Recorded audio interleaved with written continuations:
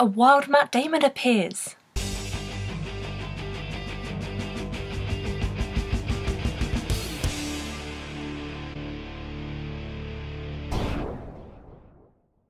Hello everyone, it's Rihanna and welcome to another film review. This is for Interstellar, the new film directed by Christopher Nolan and written by Christopher Nolan and Jonathan Nolan. This was one of my most anticipated movies of the year. I've always been a fan of Christopher Nolan's original scripts and Interstellar is no exception. Now, Interstellar is based in the future when our planet is dying out, our resources are running low, we're running out of food, the only thing that's left is corn, there is dust storms. The story is based around Matthew McConaughey's character Cooper, who is a corn farmer. He's good at his job, he takes machines and makes them work for themselves, they make them have their own mind. The technology in this film is very advanced, they have droids that can talk and move for themselves. Cooper and his young daughter Murphy follow these coordinates to a base that happens to be NASA, and Cooper happened to be one of the best pilots that NASA ever had. They have this whole expedition going on. They plan to send him and 3 other people into space to use interstellar travel to travel into a black hole to find a new home for the people of Earth before it all dies out. Of course, this mission will mean he is spending time and space leaving his 2 children on Earth without him, and it could be decades until he sees them again. Matthew McConaughey's character Cooper has to decide between seeing his children again and the survival of the human race. Now, this film has an A-star cast from Matthew McConaughey to Jessica Chastain, from Anne Hathaway to Michael Caine to Wes Bentley, Topher Grace.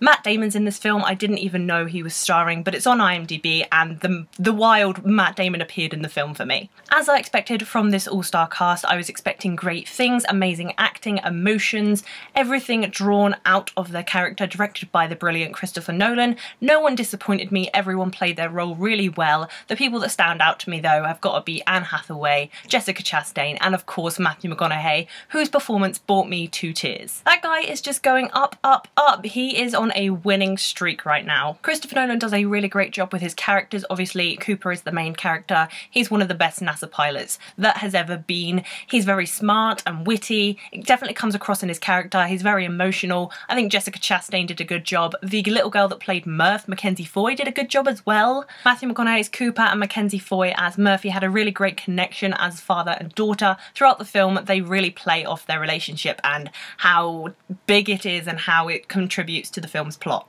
Enough background is given to each of the characters through this film for you to like them and understand them, and for you to root for them. You really want them to find another place that the people of Earth can inhabit so we can survive. You'd expect a film that is about space-time continuum, quantum physics and interstellar travel to be impossible to understand, but the dialogue that is put across through this film is actually really easy to understand. It's put across in a way that general audiences will understand what's happening. I even understood what was happening and I have no idea about physics. Another thing I really liked about the writing of this film and the plot of this film is that they took things from the beginning that you didn't think were going to be significant and tie them up in the end and make them significant, which was really great for me. Obviously there were some plot holes, but when you're talking about quantum physics, there are going to be plot holes really.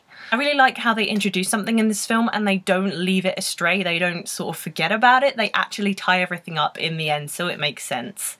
When everything comes together, it's just a mind blow. As I said, this was one of my most anticipated films of the year. I had really high expectations. Even though I did trailer reactions to most of the trailers, I still didn't get from the trailer what this film brought to me. I think it's better going into this film not watching any reviews, not really knowing what's going to happen, because it does take turns that you don't expect. I think I had to pick my jaw up from the floor from it being there for about half an hour. I sat there like this.